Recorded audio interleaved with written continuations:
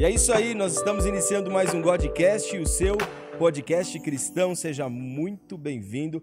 E hoje eu estou aqui, você já viu o tema aí, né? Esse tema aí hoje vai dar o que falar, e nós temos aqui os 7 caminhos aqui que eu nunca imaginei que isso aqui estivesse na Bíblia. Nós vamos conversar mais sobre isso. Eu vou falar com ele aqui que o nome dele é um trava-língua, não é isso? É Pablo Castro. Consegui, não consegui? Conseguiu. Seja muito bem-vindo, amigo. Muito obrigado pelo convite, pastor Rodrigo, e espero ter um bom papo com o senhor aqui hoje. Valeu, será incrível estar com você hoje aqui. Ele é dono, né? Ele é o representante, aquele que está à frente do teísmo racional em todas as redes sociais. Dá para você procurar ele no TikTok, no Instagram e também aqui no YouTube. Lembrando, né, Lucas, que está aí na produção, que o Shorts é a melhor maneira de assistir vídeo curto no mundo, né? Ajuda aí, YouTube, por favor, hein? Vamos lá, só agradecer aqui o nosso patrocinador, que é o Creme Americano, uma base, várias possibilidades, presente nas melhores hamburguerias do Brasil e tem transformado o delivery de milkshake. Todos os contatos estão aqui na descrição do vídeo, é só entrar em contato, fala lá com o João ou com o Ricardo, e eles com certeza vão te atender com todo o amor e carinho, tá bom? E aí, você também pode fazer o teste de dons espirituais. Entra lá no meu site vivendoevangelho.com.br e baixe agora gratuitamente e é para que você possa servir aí na sua comunidade com excelência. Vamos lá para a conversa de hoje. Partiu. Que legal. Você é de onde mesmo? Sou do Maranhão, São Luís do Maranhão. Maranhão, aqui cidade perto, lá né? É, bem pertinho. É, no outro extremo do bonito, país. Maranhão, é bonito. Tem lá os lençóis maranhenses? Lençóis maranhenses. É muito visitado, né? Sim. Lá Eu só vi por foto até agora, Uhum. mas sempre que eu vejo é lindo. Rapaz, uma coisa que é boa lá que infelizmente tem aqui é trânsito. Ah, é? Lá não tem trânsito? Lá é tipo assim, bem menos. Tem o período que tem, mas eu fiquei surpreso aqui com o trânsito de São Paulo. Eu já tinha vindo aqui uns 3 meses atrás, mas eu não tinha pego a quantidade de carro que tá passando aqui agora. Aqui é surreal, assim, mesmo. Uhum. Coincidiu de todos os lugares que eu ia, assim, eu pegar um trânsito de 1 hora para poder chegar até o local. Do aeroporto pro meu hotel foi 1 hora, do hotel para cá foi 1 hora. É, eu acho que não tem nenhum caminho aqui menos que 1 hora. Eu vou muitas vezes aqui a gente vai gravar o podcast, né? Eu falo, o Lucas manda mensagem e fala, cheguei. Aí eu falo, tô só pegando água aqui do lado, o mercado é a 300 metros daqui. Eu gasto meia hora. E é 300 metros daqui, né? Uhum. Eu tive essa experiência no Rio de Janeiro, que no Rio de Janeiro, qualquer lugar que eu ia era meia hora. Mas no Rio é pior que aqui. Eu não sei se você teve essa experiência. Por enquanto aqui o maior tempo tá aqui. Que É lá, mesmo? Lá eu pegava assim 30, 40 minutos, aqui que chegou a mais Cara, de eu 1 fui hora. para um evento lá, a gente tinha que atravessar, eu tava na Barata Ribeiro, e a gente tinha que ir para Niterói. Aí tem que atravessar a ponte Rio-Niterói. Uhum. Nós gastamos umas 5 horas para chegar no local. 5 horas. Tava com, sabe o Anderson Freire? Eu não sei se você conhece Anderson Freire. Não. É um cantor muito conhecido, né? No gospel, cara que é muito, muito querido também. Tu já reparou tanto no bastidor quanto aqui que eu não conheço famoso nenhum, não conhece nenhum famoso, né? Não, mas você deve conhecer alguns outros. Tony Allison, você conhece? Também não. O Tony Allison é católico. É? É um cantor muito famoso até. Eu não sei se ele é do movimento carismático também. Eu sou péssimo de gente famosa porque eu sempre foco no conteúdo produzido pelas pessoas e não na pessoa. E música... Por exemplo, teve aquele filme lá do Queen, o Fred Mercury, não sei o que sim, e tal. Sim, eu descobri que muitas músicas que eu gostava eram deles quando eu vi o filme. Meu Deus, nossa, aí é sério, Tá no show e aí descobre. Porque realmente eu não me ligo em personalidades. Eu me ligo no conteúdo da pessoa. Então eu tô aqui vivendo minha vida, de repente passa alguma música, alguma coisa assim, e aí eu acabo acompanhando. Mas é geralmente dessa forma. Interessante. Uma maneira interessante de ver. Geralmente as pessoas fazem o caminho contrário, né? Elas veem primeiro o artista e aí consomem tudo que o artista produz, né? É verdade. E aí quando solta uma música, a pessoa já vai atrás. Até se é ruim, muita gente acaba gostando por causa do artista. É. Isso acontece com o autor de livro também. Tava conversando com um rapaz esses dias aí desse meio de teologia e tal, que a gente faz parte. E ele sempre fica de olho quando um autor que ele gosta muito solta algum livro. O que no nosso caso específico não tá errado, porque a gente quer fontes confiáveis, né? Então, se a gente sabe que um cara ele já tem um certo calibre no meio, a gente sempre vai atrás dele para buscar validação. É verdade. A gente tem algumas referências que contestam isso, né? Por exemplo, Matrix 1, 2 e 3 e 4. Já entendeu, né? O Matrix 1 é uma obra perfeita, né? E as outras obras são legais, né? São legais. E o 4 eu vi o pessoal falando um monte aí. Esse eu nem senti vontade de assistir. Mas o 1 eu assistiria de novo. Porque aquilo não sei nem explicar. Aquilo ali é uma coisa única. A pergunta é, estamos na Matrix? Ixi, vamos começar? Vamos. Então aqui são 7... Olha, eu nem sei como nós montamos esse título, né? Mas aqui são 7 questões que eu jamais imaginei estarem nas Escrituras, na Bíblia. Eu nunca imaginei. Algumas, inclusive, não estão exatamente na Escritura, mas mexem com coisas que estão na Escritura. Vai mexer com essa temática, né? E aí nós separamos aqui 7 e nós vamos transitar entre esses 7 assuntos até o final desse podcast. E eu vou ficar aqui só ouvindo. Porque é sério. E vamos começar com ela, a primeira de todas elas.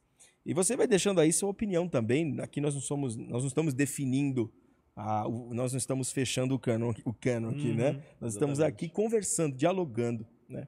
Primeiro, a Bíblia diz que a Terra é plana. Um vídeo que eu postei recentemente lá no perfil que deu muita treta nos comentários. Mas a Bíblia diz que a Terra é plana? Ou seja, o sentimento da época era esse? O sentimento do autor que escreve Gênesis é um sentimento de uma pessoa que tem uma visão de Terra plana. Quando ele fala lá sobre a separação das águas que estão acima do firmamento e abaixo do firmamento. Se tu pegar, inclusive, algumas Bíblias que tem notas de rodapé, como, por exemplo, a Bíblia de Jerusalém, tu vai encontrar lá ele falando que esse firmamento seria visto como uma espécie de abóboda que cobriria a Terra. O domo, né? Exatamente, o domo dos terraplanistas. E tu pode ver toda a descrição, que Deus está acima do firmamento, que os pássaros voam no firmamento, que tem as comportas lá do firmamento por onde Deus deixa cair a água que inunda a terra durante o dilúvio. Então, o povo daquela época é inegável que eles tinham uma visão de terra plana. Inclusive, se tu pesquisar na internet, as pessoas que estão aí em casa elas podem pesquisar, o mundo segundo o povo hebreu. Elas vão encontrar uma foto de como o povo hebreu via o mundo. Então, eles tinham uma visão de terra plana. Isso quer dizer que a Bíblia errou? Não. Não quer dizer que a Bíblia é falível. Ela errou sim nesse ponto de história e ciência, mas isso não quer dizer que ela deixa de ser infalível, porque existem duas doutrinas que ensinam sobre a infalibilidade do texto bíblico. Uma é a corrente majoritária, vamos dizer assim, a mais forte, e a outra é a que é defendida por algumas pessoas e que é muito popular aqui no Brasil, que no caso são as correntes da inerrância bíblica e da infalibilidade bíblica, propriamente dita. A inerrância diz que a Bíblia acerta tudo, história, ciência, religião, tudo. A infalibilidade já é diferente. Ela diz o seguinte, olha, a Bíblia tem historicidade, a Bíblia tem conhecimento científico, mas acima de tudo ela é um livro sobre questões de fé e prática. Então, ela é infalível nesse ponto. Porque quem escreveu a Bíblia não foi Deus, foram os homens. Eles foram inspirados por Deus, mas Deus não possuiu o corpo e a mente da pessoa, controlou a mão dela e escreveu. Se fosse isso, teria todo o conhecimento do mundo lá no texto. Mas aquilo lá são pessoas que vivenciaram atos extraordinários da parte de Deus, ou então ouviram os relatos das pessoas que presenciaram esses atos extraordinários, e segundo a perspectiva delas, elas escreveram. Então, assim, por elas terem tido esse contato direto com Deus, elas vão ser infalíveis em questões de fé e prática. Mas como a parte histórica e científica é algo que deriva desse ponto central, então essa parte pode conter algum tipo de imprecisão. A gente tem, por exemplo, um exemplo de imprecisão bíblica nos versículos de 2 Reis, capítulo 8, versículo 26, e 2 Crônicas, capítulo 22, capítulo 2, versículo 22. São dois versículos que, se tu olhar uma boa tradução, que realmente analisa os textos mais antigos que a gente tem, tu vai ver que fala sobre o mesmo rei, na mesma época, tendo idades diferentes. Em um dos versículos diz que ele tinha 22 anos de idade, no outro diz que ele tinha 42. Algumas bíblias já colocam ambos com 22 anos de idade. Mas se for traduzir literalmente como está lá no texto, com base nos manuscritos mais antigos que a gente tem, vai dar duas idades diferentes. Então, assim, isso é a falha da memória do autor. Como eu falei, Deus não possuiu a cabeça da pessoa escrevendo no lugar dela. Ainda é a pessoa escrevendo, inspirada por Deus, mas ainda é uma pessoa que pode errar. Nós temos umas diferenças entre os evangelhos, né? Também, Sim. alguns relatos que... talvez nós não temos grandes divergências, mas nós temos, assim, por exemplo, relatos onde eles demonstram uma coisa que não está escrito no outro. Sim, por exemplo, eu acho que é Mateus e Marcos, ou é Lucas e Marcos, que ele fala sobre a cura lá do homem que está com a mão atrofiada. Lembra da passagem? Sim, Um homem sim. com a mão mirrada, né? A mão mirrada. Pois é, em um dos evangelhos, Jesus pergunta para ele se é lícito curar aos sábados. No outro evangelho, são eles que perguntam para Jesus para tentar desafiar ele. Então quem é que está perguntando? É Jesus ou eles? Só que tu percebe uma coisa. Independente de quem perguntou, não muda o fato de que Jesus estava no mesmo ambiente com o homem que tinha uma mão mirrada e curou o cara. Então, tipo assim, o núcleo assim se manteve igual, a essência se manteve igual, os detalhes divergiram. E você vê também a transcrição do próprio autor, né? Sim. O que para ele foi mais significante naquele momento, né? Sim. Porque alguns autores, né, nós temos testemunhas oculares, alguns nós estamos falando sobre historiadores, né? Sim. Que vai por pesquisa. Então a expectativa Marcos, dele, por né? exemplo, né, que ele tá pegando, pelo menos se imagina que ele estava pegando as memórias de Pedro, pelo que a gente tem de tradição. Provável. Pois é. Você tem, o Lucas é um historiador ali no contexto, e quando você fala em Gênesis, nós estamos falando ainda de pessoas, de homens, né, que estão numa cultura há 5.000 anos, 6.000 anos de distância da nossa realidade de hoje. Sim. Que até, se você for olhar nisso, a transcrição, por exemplo, como o que é a Terra, qual é o tamanho da Terra, as proporções, não tinha nem ideia de continente, né? Essa questão os povos antigos, eles tinham uma visão muito limitada. A ideia de mundo era outra, né? Por exemplo, pro povo hebreu, o mundo era a região lá que eles viviam e as nações vizinhas. Eles não tinham uma visão assim, não, tem um planeta redondinho com o universo espacial, essas coisas. Eles não tinham essa visão. Tinha nem visão. Se você for... Paulo, né? Quando ele vai falar sobre ir até os confins, né, da Terra, esse confins da Terra na visão apostólica era no máximo Espanha ali, não passava disso, né? E uma coisa que é muito importante nessa questão, que a gente está falando dessas pequenas imprecisõezinhas, é que é o seguinte, muita gente fica preocupada quando fala assim, não tem imprecisão na Bíblia. É bom que tenha, porque isso mostra que são pessoas de verdade tentando de verdade lembrar dos acontecimentos. É verdade, é verdade. Sabe uma história que não tem nenhum furo de roteiro, nenhuma imprecisão, nenhuma contradição? A Chapeuzinho Vermelho. Uma história inventada. Os Três Porquinhos. Uma a história predileta do Lucas, né? Não, Lucas, é predileta sua. Não, os Três Porquinhos é incrível, né?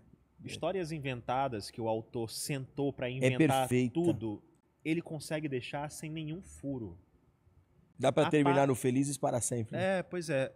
Algo que mexe com história, que mexe com as lembranças das pessoas, sempre vai ter algum tipo de imprecisão. Tem um livro muito bom chamado Cold Case Christianity, que foi feito por um policial, acho que da homicídios dos Estados Unidos, um investigador da homicídio dos Estados Unidos, que ele era descrente, ele era ateu. E ele falou, deixa eu analisar os evangelhos para ver se eles se encaixam aí em testemunhas oculares confiáveis. Ele aplicou as técnicas que eles usam de interrogatório e de investigação para analisar relatos de testemunhas oculares para poder verificar se os evangelhos eram confiáveis. Ao final de tudo isso, ele acabou cristão.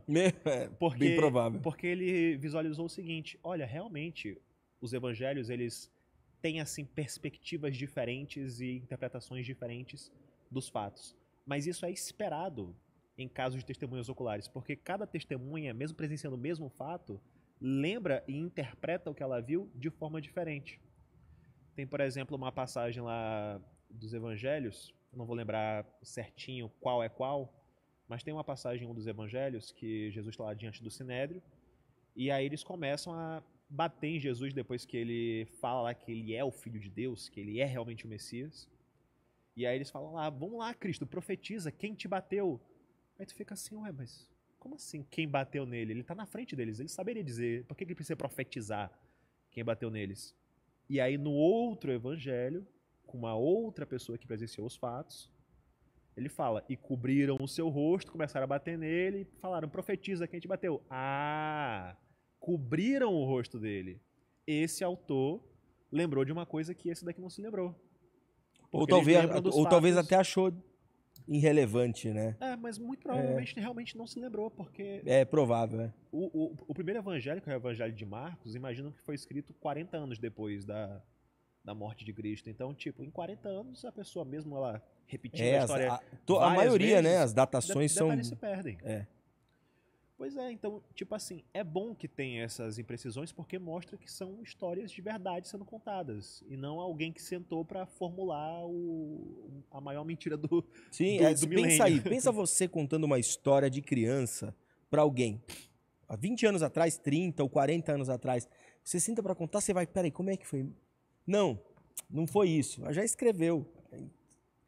Né? Até você, e vai escrevendo, né? Eles iam escrevendo e eles iam tentando fazer o mais fiel possível, mas provavelmente o pano na cabeça foi uma coisa que passou despercebido. Interessante. Agora, falando sobre Gênesis, né? Nós estamos falando de Moisés, possível Moisés. Moisés já é Êxodo, né? Então, colocam o Pentateuco todo como escrito. Então, falando sobre isso, falando sobre terra plana, isso não daria base para um terraplanista falar a Terra é plana, certo? Eles fazem isso. Eu vejo, eu tô fazendo só pingando ácido. Tem um monte de live em TikTok, em YouTube, que eu vejo lá de terraplanista, que ele bota essa imagem que eu falei do mundo segundo os hebreus. A base deles é muito religiosa pra esse negócio de terra plana. Eles falam, não, tá aqui na Bíblia, a terra é plana mesmo e é isso aí. A Bíblia disse. A Bíblia diz aqui que é o firmamento, a abóboda, o domo, então é o domo mesmo. Ninguém te chamou de terraplanista, porque quando você começa o vídeo... As pessoas começaram a achar que eu era.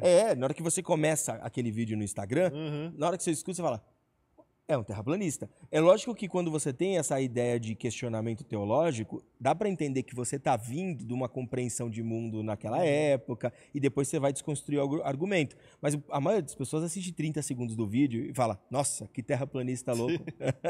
Isso acontece com muitas coisas porque os meus vídeos sempre começam com uma espécie de provocação. Porque o meu perfil ele tem essa coisa de tipo assim, eu jogo a tese que as pessoas que não gostam da fé cristã ou que simplesmente não acreditam na fé cristã jogam. E aí eu desconstruo ao longo do vídeo. Só que no início, por eu estar desenvolvendo a tese, dá a impressão que você é um defensor. Que eu defendo a tese. Só depois que a pessoa entende que eu não estou defendendo a tese.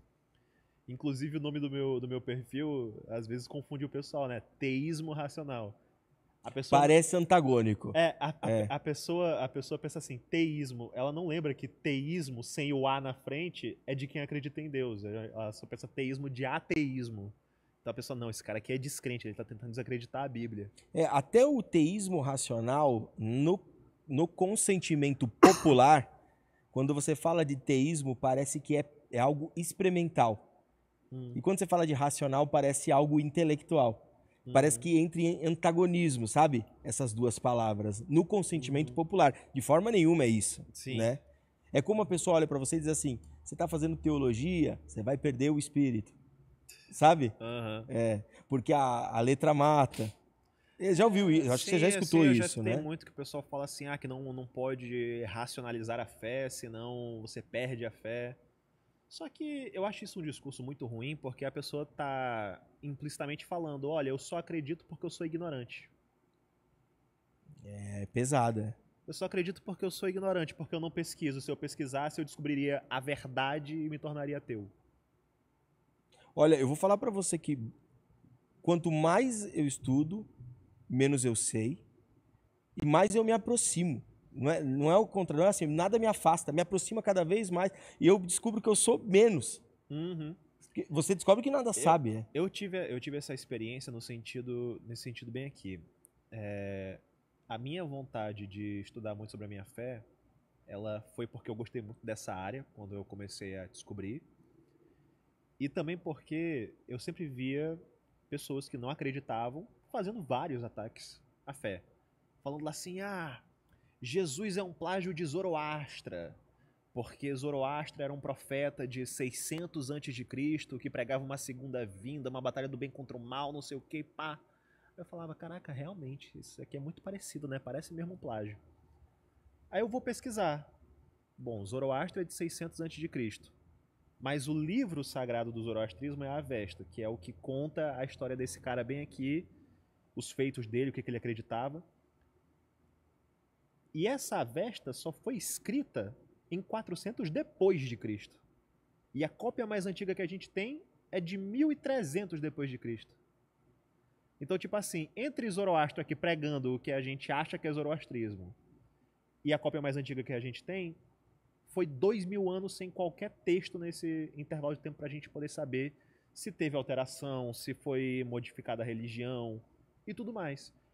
Então, tipo assim, a gente não tem nenhuma evidência de que uma coisa influenciou a outra. E ainda que a gente tivesse textos antigos mostrando semelhanças entre as duas crenças, isso não quer dizer muita coisa porque existe uma máxima que correlação não é causalidade. Não é porque duas coisas se parecem que uma causou a outra. O Rodrigo Silva, tu deve conhecer ele, Sim. né? Ele usa muito exemplo de Napoleão e de Hitler. Que ele fala assim, os dois eram ditadores, os dois perseguiam minorias, os dois tiveram uma grande derrota para a Rússia. Se uma pessoa pegasse isso e a gente não tivesse registro de foto dessas pessoas, só tivesse texto, a pessoa vai falar, claramente, esse alemãozinho aqui é uma cópia desse francesinho aqui. Com certeza. É que nós temos a persona, né? Nessa situação. Tem a imagem. A gente tem a imagem para comprovar que não é cópia um do outro. Então, interessante. Isso nós já entramos no ponto 2. Confiabilidade das escrituras. Confiabilidade das escrituras. Como que eu sei? Esse é o ponto 2 já, hein? Como que eu sei que realmente a Bíblia é confiável? Não sofreu um telefone sem fio de 2000 anos. Por exemplo, vamos mudar isso aqui para poder convencer essa galera aqui, principalmente porque nós temos um período da igreja que tem uma força muito grande do Estado e alterar alguma coisinha ali, pensando em Estado, você entendeu, né? Sim. Parece que é fácil, mas não é. A gente sabe que a Bíblia é um texto confiável, não assim de, isso realmente aconteceu ou não, isso deve ser questão de fé. Algumas coisas a gente vai poder usar análise crítica histórica para poder ver se realmente aquilo é um acontecimento que realmente aconteceu ou se é só um conto. Mas a confiabilidade do texto no sentido de o que a gente tem hoje é a mesma coisa que eles tinham há 2000 anos escrito. A gente consegue descobrir porque a gente tem, por exemplo, achados arqueológicos com relação ao Antigo Testamento, que no caso são os manuscritos do Mar Morto. São escritos de 2.200 anos atrás, achados nas cavernas de Qumran, que continham praticamente todo o Antigo Testamento, com exceção, acho que, do livro de Esther. O livro do profeta Isaías, por exemplo, foi achado inteiro lá. Quando tu compara o texto daquela época, de 2.200 anos atrás, com os textos que a gente tem hoje em dia, é praticamente idêntico. Tem algumas leves diferenças que o povo lá que copiou, que eram os essênios, eles fizeram alguns acréscimos, mas a gente consegue identificar isso. Tinha algumas diferença de escrita também, né? Sim. Mas nada que alterasse o texto. Nada que altere qualquer doutrina base da fé. Então, tipo assim, a gente vê que existia um esforço muito grande daquele povo de manter as escrituras ao que elas eram. Isso no Antigo Testamento. E no Novo? O Novo piora ainda mais a situação para quem quer criticar o texto, a confiabilidade do texto. Porque o Novo Testamento, ele é o campeão num critério chamado crítica textual. Crítica textual é um método científico no qual você compara as cópias de manuscritos antigos. Através dessa comparação, tu consegue saber se aquele texto ele é original ou não. Eu vou te dar um exemplo aqui. Vamos supor que a gente acha um manuscrito do Novo Testamento. Esse manuscrito está dizendo lá, João, num dos versículos. Como é que a gente sabe que o que está lá é o que realmente estava há 2000 anos atrás? Como é que a gente sabe que essa cópia que a gente tem hoje é a mesma? Não tem como saber porque só tem uma cópia. Agora, vamos supor que a gente tem duas cópias. Em um está dizendo João, no outro está dizendo feijão. Agora a situação ficou até um pouquinho mais difícil, que a gente tem agora 50% de chance do texto original ser João, 50% de chance de ser feijão. Agora o terceiro cenário. 10 manuscritos falando feijão, um manuscrito falando João. E lá está escrito, e eles cozinharam João, e eles cozinharam feijão. Bom, tu tem 9 manuscritos falando feijão, só um falando João, e o contexto é contexto de cozinhar. E tu sabe que o povo daquela época não era canibal.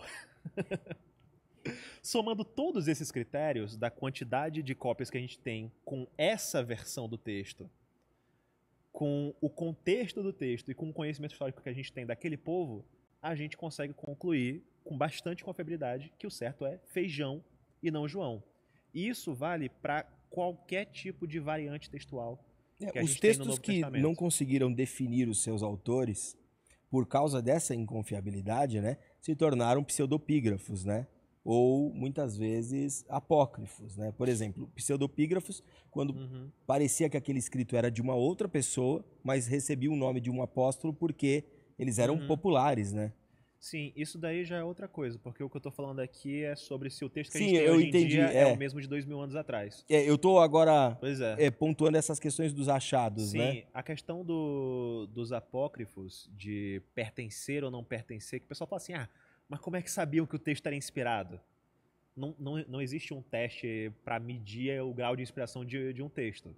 A gente sabe se um texto é inspirado ou não porque a gente vê de quem ele partiu. Então, as pessoas têm que estudar como é que foi a formação do cânon bíblico. Muita gente, inclusive, repete aquela mentira lá assim, não, porque no concílio de Nicéia, lá em 325 d.C., Constantino, lá, Código da Vinci, né, eu vi. Constantino foi lá e decidiu quais livros iam ser colocados para colocar Jesus como Deus e não como homem. O Concílio de Nicéia nunca discutiu o cânon bíblico, a pessoa pode pesquisar isso, não discutiu, você pode ler as atas do Concílio de Nicéia, lá não discute livro, não discute cânon, não discute nada. Lá eles estavam discutindo, era a heresia ariana, que pregava que Jesus não era Deus eterno junto com o Pai. E a gente sabe quais livros são inspirados ou não, porque os critérios são bem objetivos. O livro tem que ser datado do 1º século, porque os apóstolos viveram todos no 1º século. O livro tem que ser, assim, amplamente aceito pelas comunidades cristãs primitivas, então não pode ser um texto que elas tinham um grande debate se era ou não um texto inspirado. Eles têm que ter uma certa apostolicidade, então as comunidades elas tinham que atribuir esse texto a algum dos apóstolos, tanto que no começo os evangelhos e atos eles eram tratados mais como memórias dos apóstolos. Não tinha nome os evangelhos. Depois as comunidades começaram a atribuir autoria a esses evangelhos. Então começou a se formar lá meio que um consenso. Esse daqui é segundo Marcos, esse daqui é segundo Lucas, esse daqui é segundo Mateus, segundo João.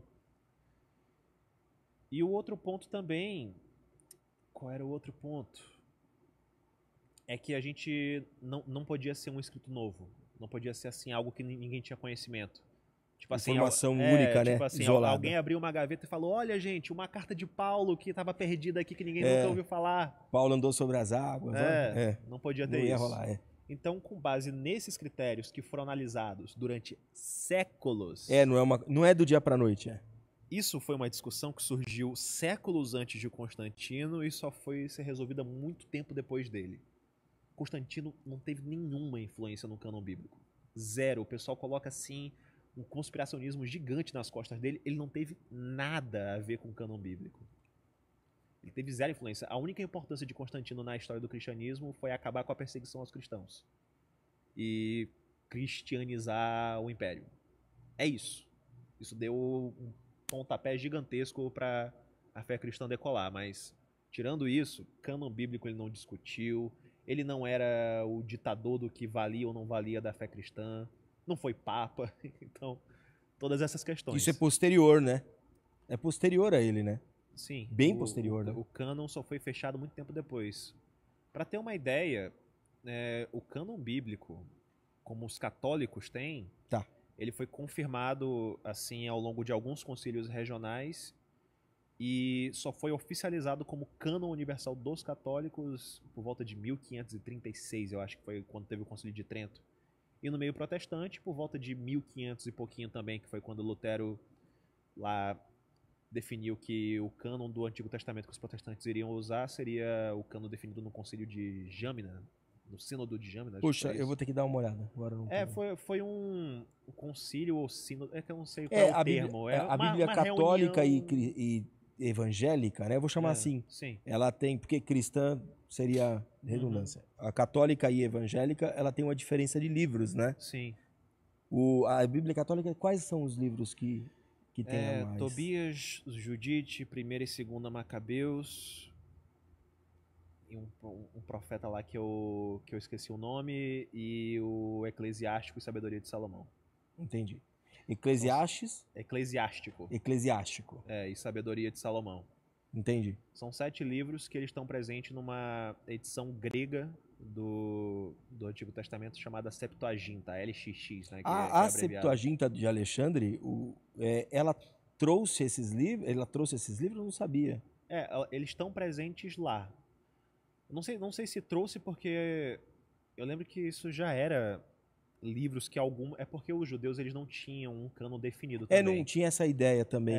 O cânon que dizem, não, os protestantes usam o cânon dos judeus. Não usa exatamente o cânon dos judeus, porque esse cânon que tem hoje, do Antigo Testamento utilizado no meio protestante, ele foi definido acho que por volta de 70 depois de Cristo. Foi no final do século I, quando teve esse concílio ou sínodo, eu não sei se o nome é concílio ou sínodo de Jâmia. Eu vou pesquisar agora. Que eles utilizaram uma série de critérios para definir quais livros iam compor o Antigo Testamento. Então, por exemplo, tem que ser escrito originalmente em hebraico, tem que ser escrito dentro de tal região, texto que foi escrito em grego, retira. Então, entendi, eu vou pesquisar até aqui para a gente já ter isso aqui. Ó. Vê aí se é concílio ou sínodo, não é que eu não sei os termos corretos.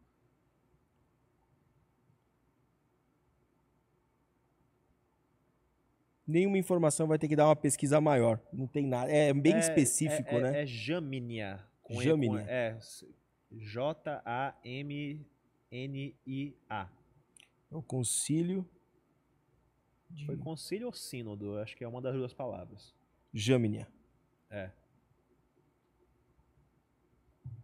Achou? Achei. Realizado em Evne, na Terra Santa, foi o concílio rabínico farisaico. Isso. Ocorrido entre o final do século I, depois de Cristo, e no início do século II. Só tem como principal missão discutir sobre o livro de Eclesiastes e o Cântico dos Cânticos. Interessante, eu vou dar uma pesquisada maior. E aí eles estipularam uma série de critérios para definir quais livros iam compor o Antigo Testamento. A partir da análise desses dois... A partir desses critérios, esses livros acabaram sendo excluídos. Aí, no meio católico, a igreja mantém, porque os apóstolos, quando eles faziam muitas citações, eles utilizavam a versão grega, a Septuaginta. E aí o Papa, lá na época, ele contrariando São Jerônimo, ele falou, não, coloca esses livros porque estava na Septuaginta. E acho que Lutero, ele decidiu que ele ia seguir mais o caminho de São Jerônimo, que São Jerônimo queria tomar, de pegar o que esse concílio decidiu. Interessante. Uma diferença, né? Foi basicamente um critério. Mais um critério. Não foi muito assim na base de analisar livro a livro. Então, parece mais um critério acadêmico, sabe? Parece algo mais formal, né? Do que uma coisa que tá ligada à fé, de fato. Não sei. Assim, eu tenho lido esses 7 livros atualmente assim, eu percebo que são livros que eles são mais históricos. Entendi. O livro dos Macabeus, por exemplo, é só história até agora onde eu li. Só relatando a revolta dos Macabeus, junto a Antíoco Epifanes, que era o imperador da época. É um livro contando 100% história. Interessante. Vamos falar agora sobre a literalidade de Gênesis. Literalidade de Gênesis. Peraí, essa daí até eu fiquei pensando agora, eu quero que você explique mais sobre isso. Quando a gente fala sobre literalidade de Gênesis, nós estamos falando de que o que aconteceu em Gênesis, lá nos primeiros capítulos, né? Que são aquelas histórias mirabolantes, como o dilúvio, a criação do homem. Foi literal ou foi uma forma, né, didática, né, de explicar para... Então, Na perspectiva de quem escreveu... Naquela época. Naquela época, para eles, aquilo foi daquele jeito. Literal. Eles acreditavam que o que eles estavam escrevendo era realmente como tinha acontecido. Mas nem todo mundo pensa assim hoje, né? Pois é. Inclusive eu. Vamos lá. Mas o que, com o passar do tempo, os rabinos lá do povo judeu e também a própria igreja começou a interpretar é o seguinte, olha, isso daí é a forma como Deus se comunicou com as massas, para as massas poderem entender. Então, esse relato ele tem que ser entendido não como literal, mas sim como didático. Por exemplo, a história do Éden seria não para dizer assim, não, no princípio tinha lá um casal que falou com uma cobra falante, comeu uma maçã e deu ruim. Tá. Seria uma história para ensinar o seguinte, olha, no princípio Deus criou tudo, incluindo a humanidade, ele escolheu a gente para ser a sua imagem e semelhança, ele definiu um limite que a gente não poderia cruzar, que a gente teria que confiar nele. A gente, que é muito inteligente, achou que sabia mais do que Deus, foi lá e cruzou esse limite, o pecado entrou no mundo e deu no que deu. Eu creio que seja essa a finalidade. É assim que, por exemplo, Moshe Maimon, que é um rabino da Idade Média, ele tem uma obra chamada O Guia para os Perplexos, onde ele fala que as histórias lá do Pentateuco e tal, a parte lá do início de Gênesis, elas foram entregues dessa forma mais simples para que as massas pudessem entender, mas que as pessoas que se aprofundam no estudo das escrituras, elas têm que buscar o sentido real por trás do texto. Também tinha outro rabino que falava isso, que era, acho que era Imbi Resda, é difícil falar o nome desse pessoal. Sim. Eles tinham um nome muito, muito confuso. Mas que ele falava também que certas coisas na narrativa de Gênesis também não tem como ser vista de forma literal. Por exemplo, a árvore da vida, ela só pode ser entendida de forma figurativa. Se for pensar nessa maneira, parece, o texto em si já parece uma aliteração. É uma alegoria. Uma alegoria. Pois é interessante, Essa visão... E também como a pessoa não teria como, não tem um relato histórico disso, né? Se você olhar e falar, Sim. não, deixaram os escritos, por exemplo, Adão deixou um escrito falando de quando ele foi... Não tem nada, né? Você tem ali E se o texto ainda é destinado a Moisés, imagina se Moisés escreveu o Gênesis, nós estamos falando de muitos anos após, né? A tradição do povo diz que foi Moisés que escreveu. Só que contestam isso porque tem passagens lá que, em teoria, se passariam depois da morte dele. Aí Sim. tem gente que defende, não, mas isso daí foram depois pessoas que vieram depois dele, continuaram, terminaram a história. Revelação, não. Pode ser também. Tem várias visões. Mas essa história lá de Gênesis, tanto a igreja durante muito tempo, quanto os rabinos, pelo menos desde a Idade Média, sempre teve uma visão muito forte de que seria uma história mais didática do que literal. A visão literalista de Gênesis, ela veio ganhando mais força no final do século XIX e início do século XX. Teve um movimento lá nos Estados Unidos e na Inglaterra chamado fundamentalismo cristão. E não é jeito pejorativo de falar, não. É o nome do movimento. Eles pregavam que os teólogos se tornaram um bando de modernista, que tinha que interpretar o texto mais literalmente, que a inerrância se perdeu. E aí eles começaram essa onda de defender uma leitura quase 100% literal do texto bíblico, acho que com exceção de livros que a gente sabe que são poéticos. Mas foi um movimento assim que... Eu até vou falar, você que está assistindo agora, o que você acha? O que você acha a respeito disso? Deixa nos comentários aí, porque aí vira um grande fórum, né? Sim. Na verdade é que não vem com discussão, né? Xingando e tal. Não, coloca a sua ideia, o outro coloca a ideia, pode refutar a ideia um do outro, mas com paz, né? Com amor. Não, e uma coisa que eu já vou adiantar nesse negócio aqui, que acontece muito quando eu falo desses assuntos no meu perfil, o pessoal fica assim, então é tudo figurado. Então Jesus não fez milagre nenhum, é tudo figurado. Não. Você não está generalizando, né? Não, tipo assim, só porque algumas partes talvez sejam mais alegóricas do que literais, não quer dizer que tudo é. A gente tem que olhar o quê? A tradição do povo. Tem que olhar o que os judeus viam como literal, o que eles não viam como literal. os primeiros cristãos, eles viam essa parte como figurada, como poética, porque a Bíblia tem linguagem literal, tem linguagem poética, tem linguagem figurada, tem linguagem alegórica, tem todo tipo de linguagem. Tem todo tipo de linguagem. E interessante, essa aqui é complicado, hein? Essa aqui é complicado. Vamos ver se tem mais alguma coisa aqui. O que tá faltando aqui? Política e religião? Não. Ai, meu Deus. Você gravou um vídeo esses dias sobre política e religião? Gravei. Política e religião. Se discute, não se discute? No caso, o vídeo foi mais no sentido de política e religião se misturam, né? Não se mistura. Que tem aquela frase que o pessoal diz assim, não, política e religião não se misturam, tu não pode impor a tua religião na política. O que eu falo no vídeo é basicamente o seguinte, as pessoas reclamam muito de interferência da religião na política, só que é impossível você querer tirar uma coisa da outra, 100%. É impossível, porque a religião, ela é um conjunto de doutrinas de fé e prática? É. Mas, acima de tudo, ela é um código moral. Ela é aquilo que você considera que é moralmente correto a se fazer ou não. E quando a gente vai, por exemplo, propor uma lei, quando a gente vai votar uma lei, no caso de um deputado, né? Ele tem que utilizar uma certa moralidade para julgar aquela lei. Não dá para ser só na base da eficiência da lei. Porque a gente tem muitos regimes ditatoriais que passaram uma série de leis que foram ultra benéficas para a população, mas que, por exemplo, escravizaram outras pessoas, exterminaram outras pessoas, tudo em prol de um bem maior. Foi extremamente eficaz. A economia do país, decolou. Mas é extremamente imoral. Então, se analisa também a moralidade da lei. E a religião traz um conceito de moralidade para a pessoa. Mas isso não fere o Estado laico? Não. Porque a pessoa tem uma ideia errada do que é o Estado laico. Ela acha que o Estado laico é um Estado ateu. Não é um Estado ateu. O Estado laico é o seguinte, se você for um policial federal e for cristão, e eu lá sou de matriz africana e chego lá querendo relatar um crime, tu não pode deixar de me atender por eu ser de matriz africana. Ou então, se tu é um juiz, tu não vai me julgar segundo a Bíblia, tu vai me julgar segundo o Código Penal do país, o Código Civil do país, segundo as leis do país. Compreendo. Isso é um Estado laico.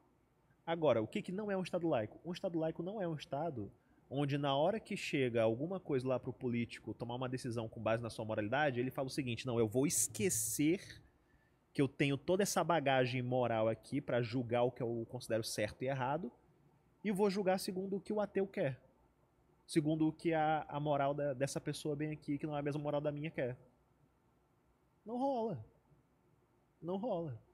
Porque a religião é um código moral. Tu vai ter conceito do que é certo e do que é errado com base nisso. E isso não está errado. Tem gente que baseia na filosofia, tem gente que baseia na sua vivência de vida. Vivência de vida é ótimo.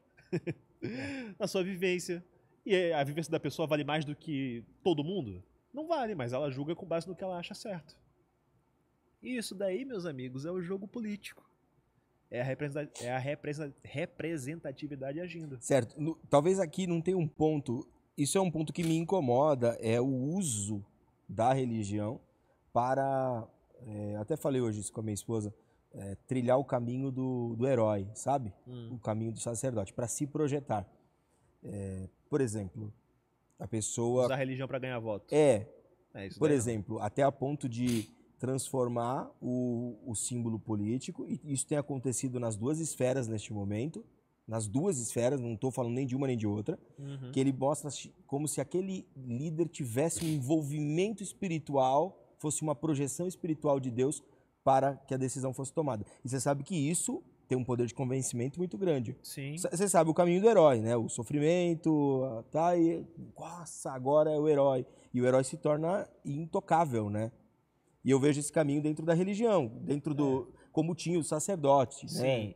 Toda essa minha fala aqui é no sentido de que é o seguinte, o cara concorreu como qualquer político normal e agora que ele tá lá, ele vai usar a sua moral pra tomar suas decisões. Sim, sim, tá tudo bem. Mas esse ponto realmente de tipo assim, o cara chega aqui na igreja e fala, não, eu sou o escolhido de Deus para este momento, para purificar esse meio da política, não sei o que, votem em mim porque Deus está comigo. Meu amigo, joga esse cara na fogueira que ele é um herege. Olha, Santa Inquisição. Ai. Meu Deus do céu. Vamos terminar. Nós temos mais alguns pontos aqui. Bora. Estão 2, hein? Eu vou puxar os 2. A gente tem 10 minutos para encerrar. Vamos lá, o primeiro deles. No céu. No céu. No céu já ficou difícil, né? Nós vamos ter livre-arbítrio ou não? Por exemplo, nós vamos no céu, então nós vamos ficar 24 horas robotizados cantando Santo, Santo, Santo, é isso? Que nem os anjos, né? É, que nem os anjos? Como é que é? Esse é um tema muito interessante porque as pessoas sempre falam assim, dizem que no céu a gente não vai mais pecar. Então, peraí, se eu quiser pecar, eu não vou conseguir, eu não vou ter livre-arbítrio, eu vou ser forçado a servir a Deus? Esse é um ponto muito importante.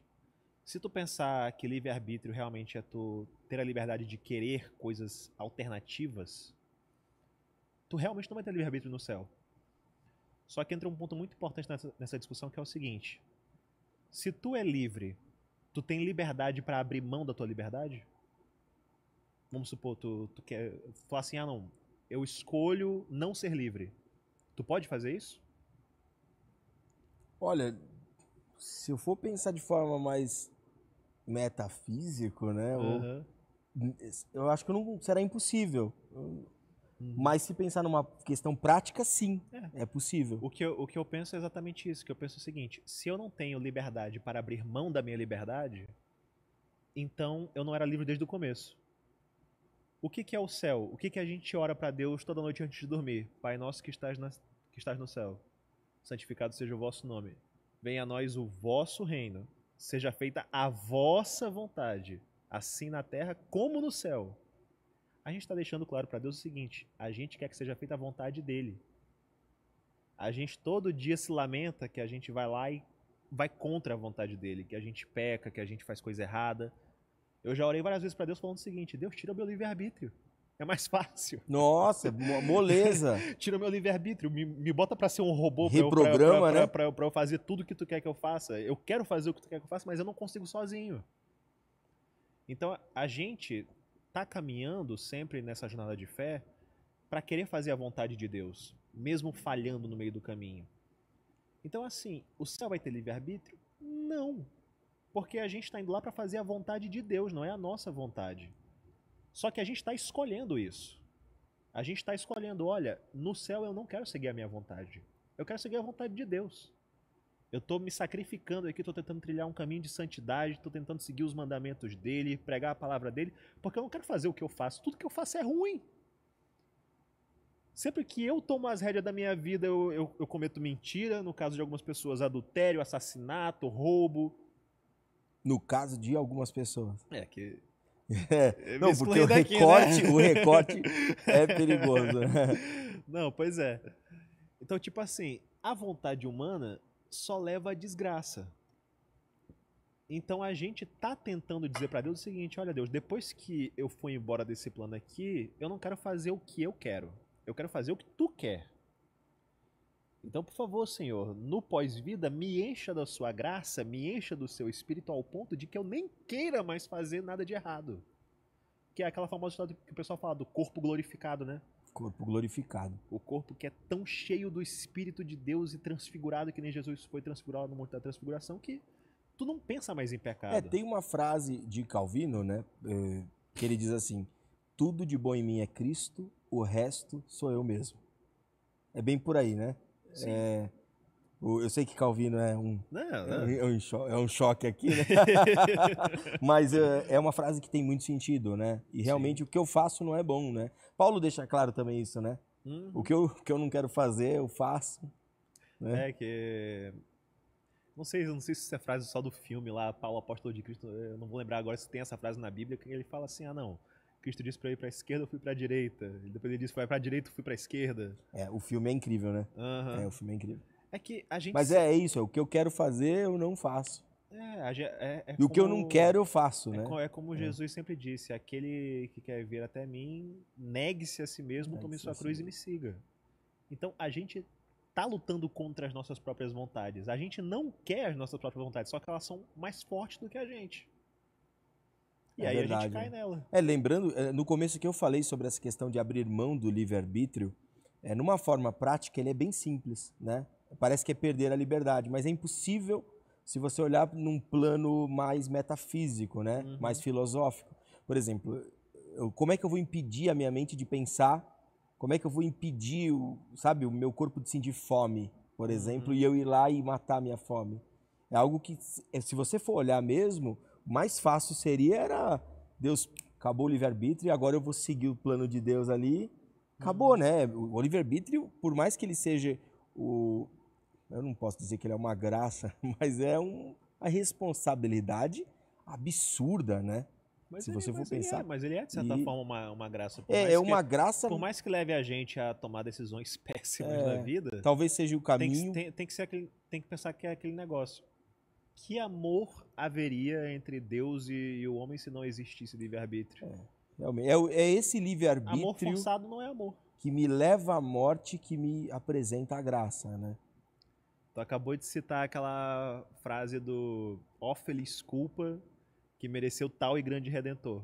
A gente fica triste que a gente caiu, mas a gente fica feliz porque pelo fato da gente cair, agora Deus prepara pra gente algo muito melhor do que a gente tinha antes, que no caso é o reino de Deus, o sacrifício de Cristo. Interessante. Eu sempre falo sobre a graça que encontrou o ladrão na cruz, que é algo que me mexe muito, porque o ladrão estava tão profundo, que não existia homem sequer capaz de dar o mínimo de descanso para o sofrimento dele. E ele era um condenado entre os homens, mas salvo para Jesus, né? Foi salvo antes que todos, né? Recebeu a palavra antes que todos e recebeu ali. Eu chamo isso de escandalosa graça. Quem chama de escandalosa graça é Augustinho? Não sei. Eu vou pesquisar depois e eu deixo na descrição. Agora, esse negócio do ladrão da cruz é algo perigoso, tu sabia? Porque todo mundo quer ser ladrão da cruz, tu já reparou? Todo mundo quer assim, não, vou viver minha vida aqui e tal, fazendo só desgraça a vida toda. No leito de morte eu me arrependo de tudo e sou salvo no ladrão da cruz. Então, peraí. Na crucificação, calma aí que eu tenho uma frase que eu só não sei de quem é. Peraí que agora... E olha que a gente já tá acabando aí, hein? A crucificação...